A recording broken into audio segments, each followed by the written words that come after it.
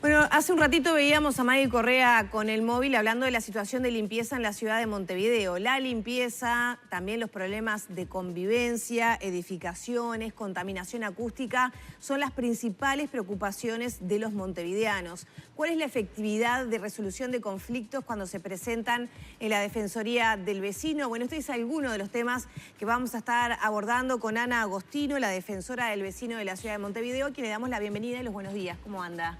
Muy buenos días. Bueno, ahora salió el tema de la Defensoría del Vecino porque se está llegando como al tramo final de su gestión, que termina en el próximo mes de mayo, y se abre desde la Junta Departamental, bueno, inscripciones, digamos, convocatorias para quienes quieran participar y postularse. Todavía queda un tramo de año, unos cuantos meses de trabajo. Me gustaría comenzar por esa parte. No hay posibilidad de reelección.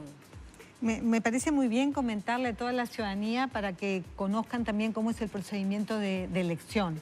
La Defensoría fue creada por un decreto de la Junta Departamental, que originalmente preveía 6 años renovables a 3, pero luego se modificó, y el decreto vigente lo que establece es que la persona es electa por un periodo de 5 años no reelegibles. Esos 5 años se cumplen en mayo. Y también está previsto cuál es el procedimiento que tiene que seguir la Junta para crear una comisión especial, abrir la convocatoria para que la ciudadanía pueda presentar candidaturas y luego el Pleno de la Junta elige a la nueva titular de la institución.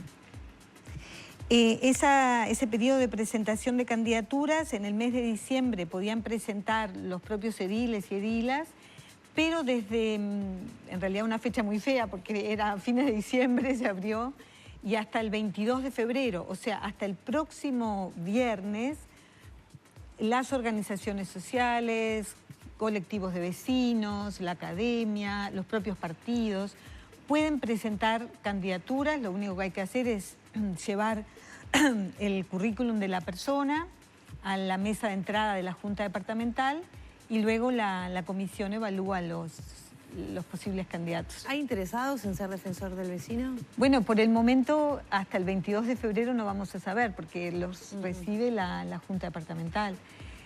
Yo invitaría a la gente interesada, porque es una tarea muy interesante. O sea, yo en estos años, tú nombrabas algunos temas, ¿no? Pero yo creo que lo más importante de la Defensoría es ese diálogo permanente con la ciudadanía, no solo porque se presenta directamente, sino porque nosotros vamos, visitamos. Yo en estos casi 5 años he recorrido todo Montevideo, el más urbano de los municipios B y CH, el central, cada uno de los barrios más alejados, el Montevideo rural, reuniones con vecinos en los propios barrios, iniciativas colectivas. Hemos sentado en una misma mesa a autoridades y a los vecinos, a dueños de comercios, a dueños de boliches, a instituciones de otro tipo. Hemos hecho mediaciones comunitarias con los propios vecinos, con instituciones. Realmente quien quiera aportar en Montevideo, esta es una institución desde la cual se puede aportar muchísimo. Nosotros creemos, yo ya terminé de armar el informe del último año, está en diseño, ya lo entregamos, y como es el último de mi gestión, hicimos como un balance y un informe de los temas principales, de cómo se ha aportado a la política pública. Y los temas que hemos trabajado son de una enorme diversidad, o sea, saneamiento. Cuando decimos saneamiento, bueno, Montevideo es una de las ciudades más saneadas de América Latina, la mayor parte de la ciudad está saneada. Sin embargo, hay una saneada en el sentido del colector, pero hay una cantidad de zonas todavía que no tienen, pero que sí se han hecho propuestas sobre otras formas de saneamiento. Hemos trabajado con la Facultad de Ingeniería. O sea, cada tema nos ha llevado a investigar, a proponer, a reunirnos con vecinos. Entonces, realmente yo creo que es una institución que juega, en primer lugar, en todos los países de América Latina que se han ido consolidando democráticamente, estas instituciones existen. Porque es la garantía que tiene la ciudadanía de que cuando no tiene respuesta de la autoridad, hay una institución que está ahí para escucharlo. La medición de la efectividad de instituciones así es un poco injusta a veces, ¿no? Porque se mide por si el vecino lo mide, si se le solucionó el problema y no depende solo de esta institución, que es la articulación, sino de la respuesta que da, en este caso, la intendencia o de la institución que corresponda. En ese sentido, ¿cuántas soluciones efectivamente se solucionaron más allá del paso de mediar, de dialogar, de entenderse? Lo que tú decís es exactamente así, porque el Ejecutivo no es la Defensoría. La Defensoría puede intervenir, puede acelerar procesos, puede recomendar, pero finalmente quien lo vaya a hacer es la autoridad departamental o municipal.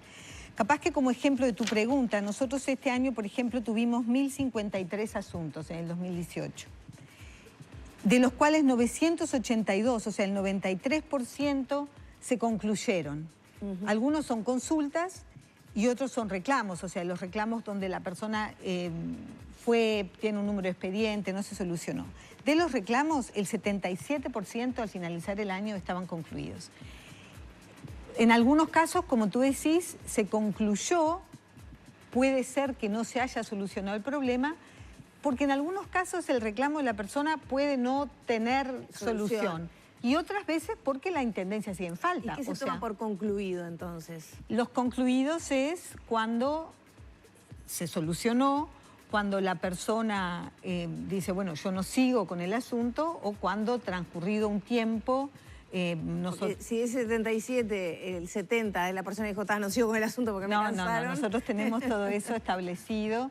Y además, al finalizar el año también identificamos muchas, o sea, sabemos qué asuntos se solucionaron. Algunos asuntos que se han solucionado después de largo tiempo, ¿no? Nosotros tenemos un protocolo por el cual tenemos establecidos los plazos. Cuando alguien se comunica con nosotros, no pueden pasar más de 30 días sin darle respuesta, de 3 días sin darle respuesta, cuál va a ser la primera acción. Y tenemos que más de un año el asunto no va a estar en la Defensoría. Y hay asuntos que entendemos, que hemos avanzado, que hay muestras de que se puede solucionar grandes problemas. Me refiero a situaciones donde, por ejemplo, tú tenés un pequeño local, una herrería muy chiquita de pronto, que empieza en un barrio y que termina creciendo, ocupando la manzana, trastocando, digamos, todo el funcionamiento de ese barrio, y que efectivamente ahí hay normativa que no se cumple porque hay zonas de acuerdo con el plan de ordenamiento territorial que admiten hasta cierto metraje y demás. Entonces, trabajar todo eso implica... bueno, análisis profundo de la normativa, reuniones con varias divisiones, porque no te olvides que la intendencia es muy compleja. Desarrollo ambiental tiene algunas áreas que le van a corresponder en relación con eso, si hay emisiones, si no hay emisiones, pero tránsito se va a ocupar de otras. Contralor de la edificación es el que va a dar los permisos. Entonces, esa complejidad de la intendencia implica que nosotros vamos a estar en contacto con todos esos organismos y hacer una recomendación que a veces se la mandamos al intendente con pedido que se la haga llegar a distintos directores y le hacemos el seguimiento a cada uno de esos, ¿no? ¿Qué grado de cumplimiento tienen las recomendaciones que hacen? Bueno, en general, la mayoría, si tú miras el informe, suelen ser aceptadas. Hay algunas que no han sido aceptadas. La intendencia no tiene por qué justificar su no aceptación.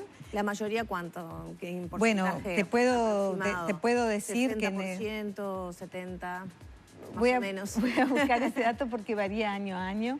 Pero en este informe, por ejemplo, la gran mayoría, no sé, capaz que el 80% de este informe donde decimos las que presentamos este año, que algunas todavía están en gestión, y las que habíamos presentado el año pasado y que de esas prácticamente todas han sido aceptadas. ¿Cuáles son los principales problemas de los montevideanos? ¿Los reclamos por dónde vienen? Yo siempre digo que los principales problemas que nos llegan a nosotros no necesariamente son representativos de los problemas de los montevideanos. Puede ser que haya otros problemas y que a nosotros no nos lleguen, ¿no? O sea, me parece importante porque no somos como, o sea, no estadísticamente representativos, ¿no?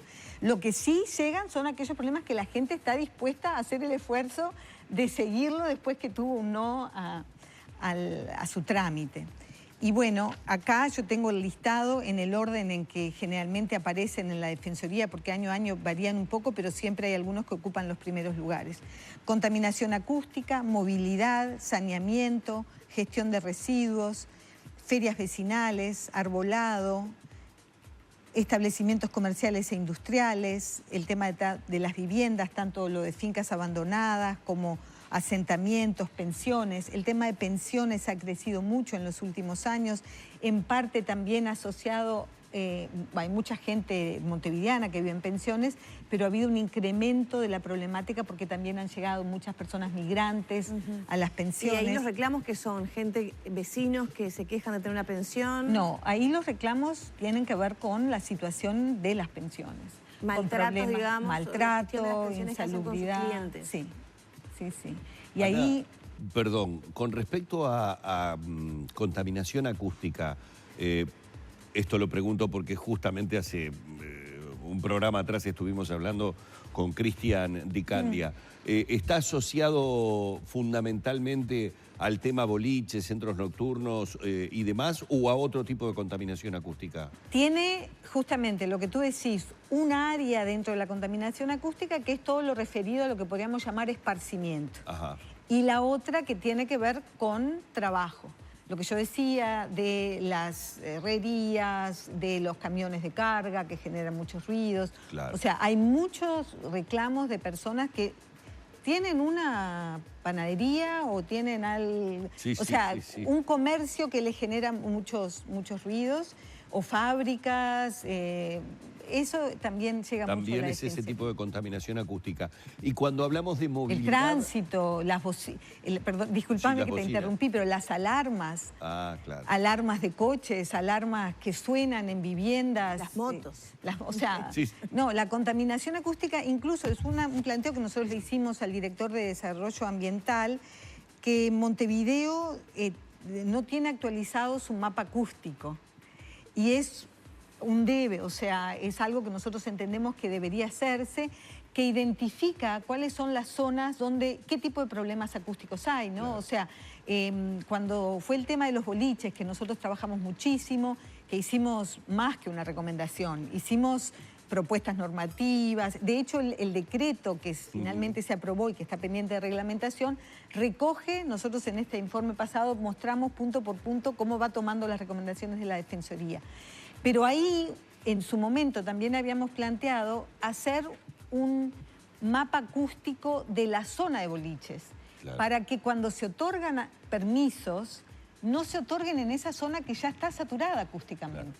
Claro. Entonces, ahí hay unos pendientes en temas acústicos que se ha trabajado mucho con la Facultad de Ingeniería, con el INFIA, y me parece que es un tema que Montevideo realmente tiene problemas. O sea, lo que tú decías de las motos picadas, que son problemáticas en sí mismo, pero que además generan esos ruidos que molestan el entorno, ¿no? Ana, para cerrar, porque me quedaba la duda, movilidad, que la veo que está en segundo lugar, ¿a qué se refiere? Movilidad es todo lo referido a transporte público, que como ustedes saben, seguramente nosotros integramos el Consejo Consultivo de Transporte y uno de los logros del año pasado fue la generación de la coordinadora de usuarios, que pasó a integrarse en una mesa junto a las empresas, los trabajadores, la intendencia, que eso creemos que ha sido uno de los grandes logros del año pasado, pero también todo lo que tiene que ver con la accesibilidad, en cómo las personas se pueden mover en la ciudad, si la ciudad es accesible, qué pasa con los ómnibus, son o no accesibles para subir con sillas de ruedas, qué pasa, porque nosotros decimos, bueno, y ahora incluso si ustedes andan por Montevideo ven que hay mucha obra de rebaje.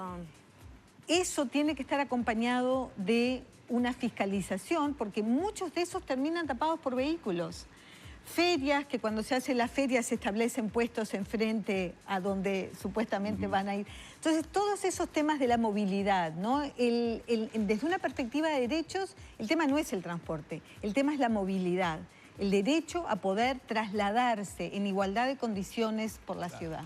Ya tenemos que cerrar. ¿Cuál va a ser el principal desafío de la próxima administración de la Defensoría del Vecino? Yo lamento repetirme porque lo he dicho desde el primer día, el mayor desafío es la institucionalidad de la propia Defensoría. Bien.